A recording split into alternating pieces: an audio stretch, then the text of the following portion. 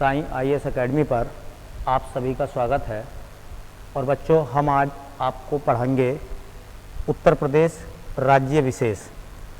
उत्तर प्रदेश राज्य विशेष, उत्तर प्रदेश राज्य विशेष। इस टॉपिक की क्या वर्तमान में आवश्यकता है उत्तर प्रदेश स्पेशल पढ़ने के लिए?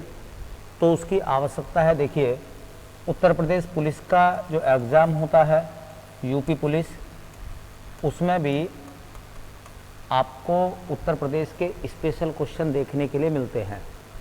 ठीक है। उसके बाद देखिए, जो उत्तर प्रदेश में है ना आरओ या एआरओ का जो एग्ज़ाम आने वाला है, उसका जो नोटिफिकेशन आ रहा है, उसकी भी तैयारी के लिए उत्तर प्रदेश स्पेशल हमें पढ़ना पड़ेगा उत्तर प्रदेश के लिए। और देखिए, जो बच्चे यूपी पीसीएस की तैयारी कर रहे होंगे, उन लोगों के लिए भी ये उत्तर प्रदेश पढ़ना बहुत ज़रूरी है। यूपी ट्रिपल एससी का जो नया नोटिफिकेशन आया है, तो यूपी ट्रिपल एससी में भी जो एग्ज़ाम है क्लर्क का, है ना, उसमें भी यूपी के क्वेश्चन स्पेशली पूछे जाएंगे आपसे। तो इन सब चीज़ों को अगर ध्यान से देखा जाए तो इन सब चीज़ों के लिए हमें उत्तर प्रदेश स्पेशल पढ़ना पड़ेगा। उत्तर प्रदेश को स्पेशल तरीके से पढ़ना ही होगा। अब सवाल ये आता है कि उत्तर प्रदेश क्योंकि एक बड़ा स्टेट है, तो उसको हम किस तरीके से पढ़ें ताकि एग्जामिनेशन में, प्रतियोगी परीक्षाओं में हमें वहाँ से क्वेश्चन देखने के लिए मिले। तो एक तो होता पढ़ना कि आप जो है मोटी मोटी चीज़ों को पढ़ लेते हैं, उसमें से कभी क्वेश्चन आपको मिल जाते हैं, कभी क्वेश्चन आपको नहीं मिलते। लेकिन आपको अगर एक सिस्टम में रह कर तैयारी करें, तो कोर्स के अकॉर्डिंग तैयारी करें, तो आपको वहाँ से एग्ज़ाम में सवाल भी देखने के लिए मिलेंगे। ठीक है। तो हम क्या और किस तरीके से यूपी की तैयारी करेंगे, हम कुछ बिंदुओं को लेकर चलेंगे। जैसे उत्तर प्रदेश का इतिहास, उत्तर प्रदेश का इतिहास, हम यूपी का इतिहास को पढ़ेंगे। दूसरा, उत्तर प्रदेश की संस्कृति, तो जो उत्तर प्रदेश की संस्कृति है हम उसको पढ़ेंगे। संस्कृति में उत्तर प्रदेश के मेले, उत्तर प्रदेश के त्यौहार, उत्तर प्रदेश के नृत्य, उत्तर प्रदेश का विशेष खान पान, उत्तर प्रदेश में संगीत के घराने, इन सब चीज़ों को पढ़ेंगे। ऐसे देखिए, हम पढ़ेंगे उत्तर प्रदेश का भूगोल, उत्तर प्रदेश का भूगोल, है ना। उत्तर प्रदेश की ज्योग्राफी में हम उत्तर प्रदेश के मैदान, उत्तर प्रदेश की मिट्टियों के प्रकार, उत्तर प्रदेश में जलवायु, उत्तर प्रदेश की झील, उत्तर प्रदेश की नदियाँ, उत्तर प्रदेश में जो बांध हैं, उन सबको हम लोग पढ़ेंगे। ऐसे देखिए, और क्या पढ़ेंगे, उत्तर प्रदेश में राजनीति, उत्तर प्रदेश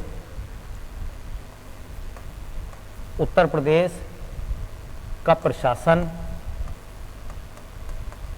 व शासन। तो अगर हम शासन की बात करेंगे तो उत्तर प्रदेश में लोकसभा की सीट, राज्यसभा की सीट, विधानसभा की सीट, विधान परिषद की सीट, है ना। उत्तर प्रदेश में पंचायती राज व्यवस्था का सिस्टम, है ना। प्रशासन में हम पढ़ेंगे उत्तर प्रदेश की पुलिस व्यवस्था। इन सभी चीज़ों को हम जो है अपने टॉपिक में क्लियर करेंगे। और पांचवा हम जो टॉपिक मेंशन करेंगे अपने इस कोर्स में, वो हमारा होगा उत्तर प्रदेश का विविध। उत्तर प्रदेश का विविध।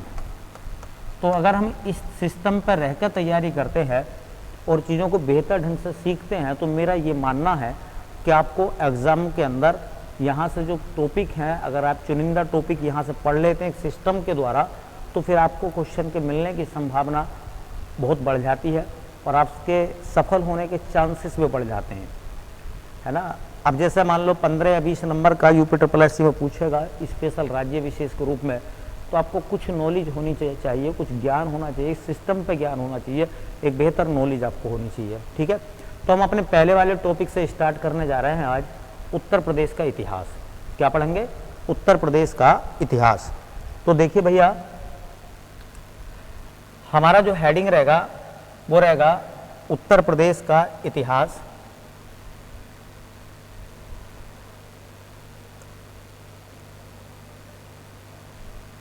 उत्तर प्रदेश का इतिहास। हमारे टॉपिक का नाम है उत्तर प्रदेश का इतिहास।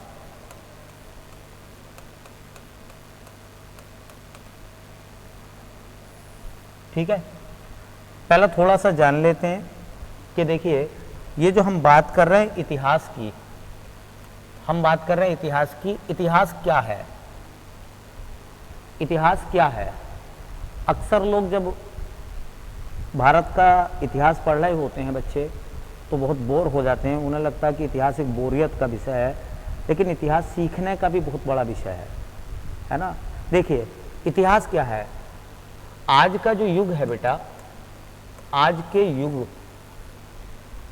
से पहले, बहुत समय पहले, अतीत में अगर हम चले जाएं, आज से पीछे लौट जाएं, हम अतीत में चले जाएं, तो अतीत में जो लोग रहे होंगे, अतीत में जो लोग रहे थे, उन लोगों ने अपना जीवन कैसे जिया, उन लोगों ने किस प्रकार के साधनों का इस्तेमाल किया, उनकी आर्थिक व्यवस्था कैसी थी, उनकी राजनीतिक व्यवस्था कैसी थी, उनकी धार्मिक व्यवस्था कैसी थी, उनका सांस्कृतिक जीवन कैसा था, है ना। उन लोगों ने किन किन परिस्थितियों का सामना किया है, किस तरीके से वो उन परिस्थितियों से निकले हैं। ठीक है, इन सब को जानने का एक साधन है इतिहास। इन सब को जानने का साधन क्या है? इतिहास है। तो इतिहास क्या है? इतिहास वो साधन है जिसकी मदद से अतीत में जो लोग रहे थे, उन लोगों ने किस तरीके से अपने जीवन को जिया, तो उन लोगों को जानने और समझने का एक साधन है। इतिहास की बात अगर हम करें तो हम यूं भी कह सकते हैं कि देखिए, इतिहास एक साधन है जो अतीत के हमें दर्शन कराता है, जो अतीत को जानने का हमें मौका देता है। तो अतीत से प्राप्त तथ्यों और साक्ष्यों के आधार पर बीते हुए समय की जानकारी देने वाले साधन का नाम है इतिहास। ठीक है, कौन लोग इसकी जानकारी देते हैं? तो अतीत की जो चीज़ें आज हमें मिलती हैं, उनके बारे में जानकारी रखने वाले लोग, जिन्हें हम पुरातत्ववेत्ता कहते हैं, जिनको हम इतिहासकार कहते हैं, वो सब लोग उन चीज़ों के बारे में हमें जानकारी देते हैं। तो जो जानकारी देने वाले लोग हैं ऐतिहासिक वस्तुओं की, उन्हें कहते हैं इतिहासकार। पुरानी चीज़ों के जो जानकार हैं, उन्हें कहते हैं पुरातत्ववेत्ता। क्लियर? तो देखिए, इतिहास पढ़ रहे हैं हम यूपी का, इसे भारत के इतिहास से कनेक्ट करते हुए हम लोग चलेंगे। भारत के इतिहास से कैसे कनेक्ट करेंगे? जैसे भारत में पाषाण काल पढ़ते हैं तो यूपी का पाषाण काल, उसके बाद में भारत में वैदिक काल सिंधु घाटी की सभ्यता के साक्ष्यों को पढ़ते हैं, तो वैसे ही उत्तर प्रदेश में सिंधु घाटी की सभ्यता के साक्ष्य है। जैसे भारत में वैदिक काल पढ़ते हैं, वैसे यूपी में वैदिक काल का प्रभाव, ये वैदिक काल। जैसे भारत के इतिहास में हम महाजनपद काल पढ़ते हैं, वैसे ही उत्तर प्रदेश में महाजनपद काल। तो वहाँ से अलग अलग तरीके के जो क्वेश्चन बनते हैं वो हम निकालते रहेंगे यूपी के मामले में खास तरीके से। तो देखिए बेटा, अगर हम जैसे भारत का इतिहास पढ़ते हैं, वैसे ही हम यूपी का इतिहास पढ़ते हैं। क्रम सबका वही है, लेकिन यहाँ हम ज़्यादा भारत के इतिहास की बात नहीं करेंगे, हम केवल यहाँ स्पेशली यूपी के इतिहास की बात करेंगे। ठीक है, तो चलिए, पहला टॉपिक है हमारा इससे जुड़ा हुआ यूपी के इतिहास में, चूँकि चीज़ों को पहला थोड़ा सा समझ लेते हैं हम। हाँ, तो हमारे टॉपिक का नाम है, देखिए, साक्ष्य के आधार पर, साक्ष्य के आधार पर इतिहास के प्रकार, इतिहास के प्रकार। इस बात का बेटा मतलब ये है, देखिए, इतिहास किंवदंती और कहानियों का विषय नहीं है, इतिहास प्रमाण का विषय है। प्रमाण का विषय हम इस वजह से बता रहे हैं आपको, क्योंकि इतिहास मनगढ़ंत कहानियों के जरिए नहीं लिखा गया, इतिहास को साक्ष्यों और सबूतों के आधार पर लिखा गया है। जो चीज़ें मिली हैं उनको आधार मानते हुए इतिहास को लिखा गया है। इसलिए साक्ष्य या स्रोत के आधार पर इतिहास के प्रकार जो बनाए गए हैं वो होते हैं बेटा 3। मुख्यतः 3 प्रकार होते हैं इतिहास के। एक कहलाता है, सबसे पहले वाले को हम कहते हैं बेटा प्राग ऐतिहासिक काल। प्राग ऐतिहासिक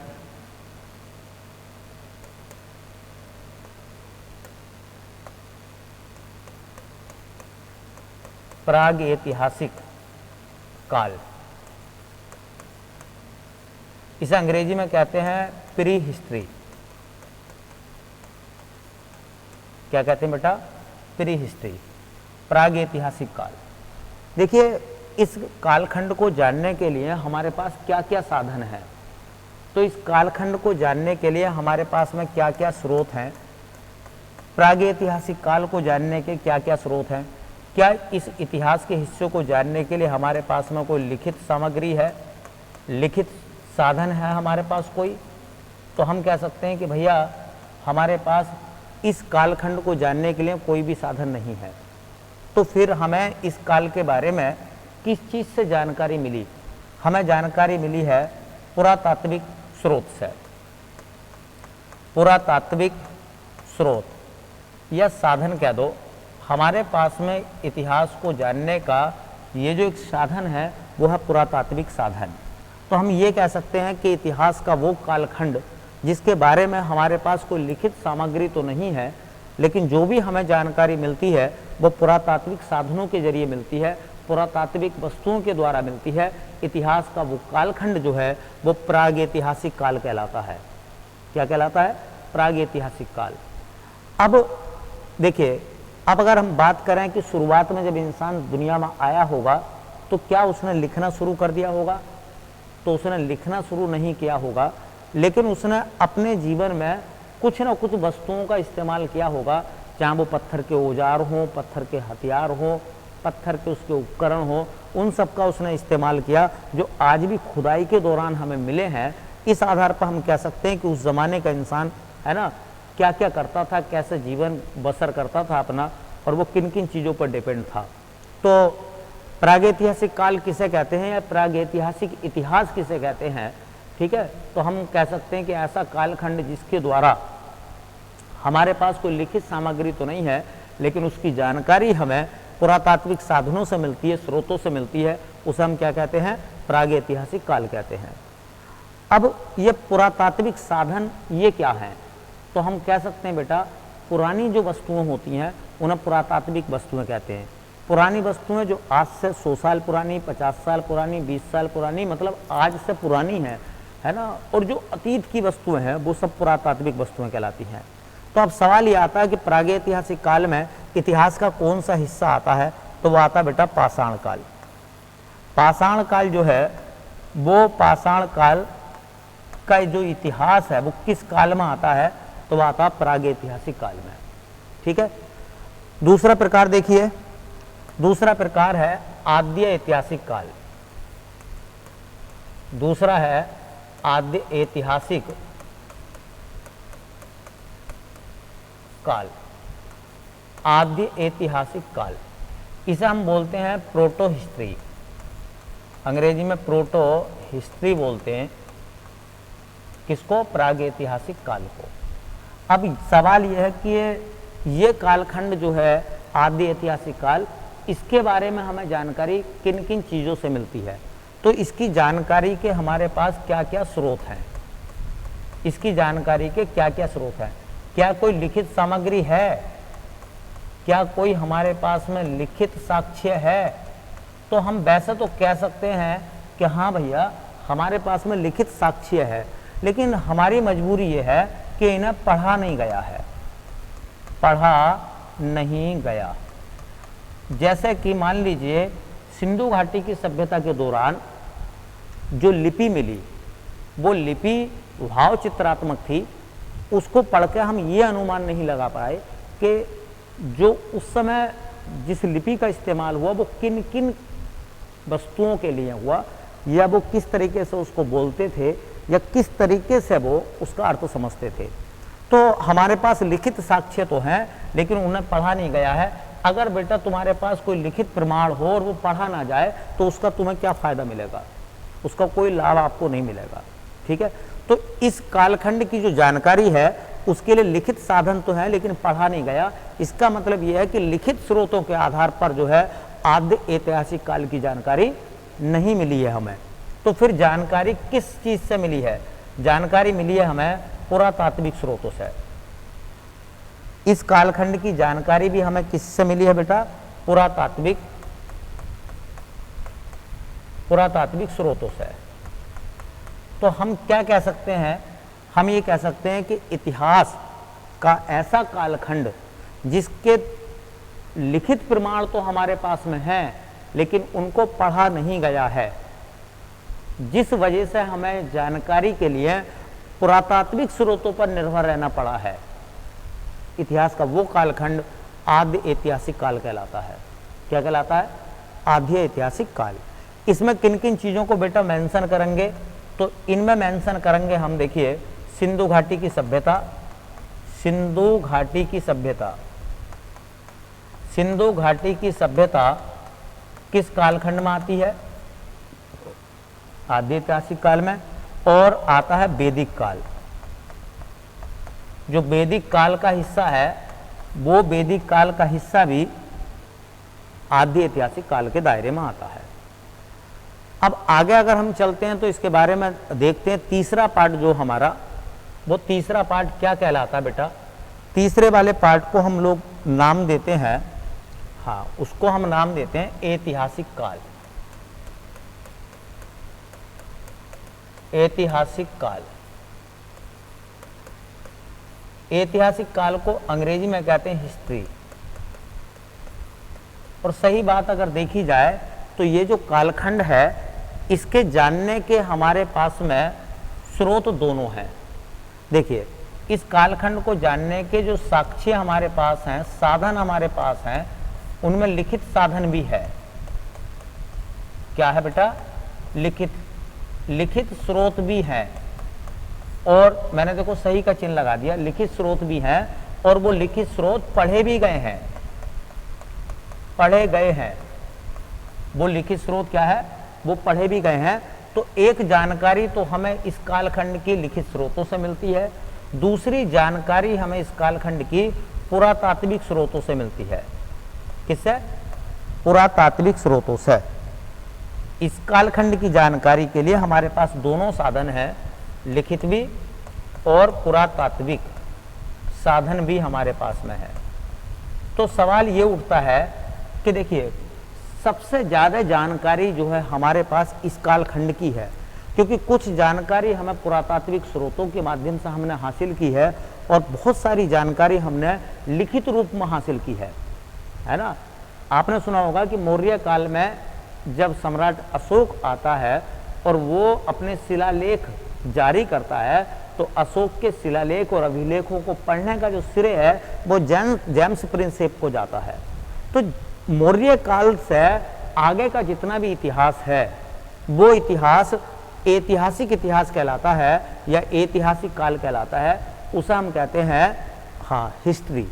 तो अगर कायदे में देखा जाए तो मेन जो इतिहास है वो यही है। हालांकि इतिहास के दायरे में सब चीज़ें आती हैं, लेकिन जहाँ जानकारी के स्रोतों की बात कर रहे हैं तो सबसे ज़्यादा जानकारी इस वाले कालखंड से मिलती है। इसमें हम किस किस को बेटा मेंशन करते हैं, हम इसमें किस किस चीज़ को शामिल करते हैं, हम इसमें हाँ ऐतिहासिक काल में किस किस को रखते हैं। तो मौर्य काल से आगे का इतिहास, मतलब मौर्य काल शामिल कर लीजिए। मौर्य काल और उससे आगे का जो इतिहास है वो सब हमारे पास कैसा है? वो सब हमारे पास कैसा बेटा? वो सब हमारे पास में लिखित है, पुरातात्विक है। ठीक है, तो देख लीजिए एक बार आप, इतिहास साक्ष्यों के आधार पर कितने प्रकार का है? 3 प्रकार का। पहला कौन सा है? प्रागैतिहासिक काल। इसकी जानकारी के हमारे पास क्या लिखित स्रोत या साधन है? तो नहीं है। तो हमें जानकारी किन साधनों से मिलती है? पुरातात्विक स्रोतों से। इसमें किस कालखंड को रखते हैं हम? पाषाण काल। पाषाण काल बहुत बड़ा काल रहा है। आज से पाषाण काल 5 लाख वर्ष से लेकर 6000 वर्षों के बीच तक का समय पाषाण काल है। मनुष्य के अस्तित्व का सबसे बड़ा काल पाषाण काल है, सबसे बड़ा काल। पढ़ेंगे इसके बारे में, बहुत रोचक जानकारी है। आदि ऐतिहासिक काल की जानकारी किससे मिलती है? तो हम कह सकते हैं कि लिखित सामग्री तो है लेकिन वो पढ़ी नहीं गई, इसलिए जानकारी लिखित हमें नहीं मिल पाई। जो भी जानकारी हम लोगों को मिली है वो पुरातात्विक स्रोतों से मिली है। और इसमें हम किस चीज़ को शामिल करते हैं? सिंधु घाटी की सभ्यता और वैदिक काल को। ऐतिहासिक काल में, जिसको हम हिस्ट्री कह रहे हैं, उसकी जानकारी के हमारे पास दोनों साधन हैं, लिखित साधन भी हैं और वो पढ़े भी गए हैं, और पुरातात्विक साधन भी हैं जो मनुष्य ने उस जमाने में चीज़ों को इस्तेमाल किया था। ठीक है, तो मौर्य काल से आगे का इतिहास जो है वो ऐतिहासिक काल कहलाएगा या इतिहास कहलाएगा। ठीक है, तो बेटा कल की क्लास में हम लोग स्टार्ट करेंगे पाषाण काल। पाषाण काल के भी 3 भाग होंगे, पुरा पाषाण काल, मध्य पाषाण काल और नव पाषाण काल। पहले हम उत्तर प्रदेश का पाषाण काल देखेंगे, फिर उसके बाद में आदि ऐतिहासिक काल में जाएंगे हम, तो उत्तर प्रदेश में सिंधु घाटी की सभ्यता देखेंगे। वैदिक काल में जो घटनाएं घटी थी हम उनके बारे में देखेंगे, और फिर उसके बाद में इतिहास के कालखंड में चले जाएंगे। तो जो इतिहास भारत का है उसी के समानांतर जो यूपी में घटनाएं घटी हैं हम उनको मेंशन करेंगे।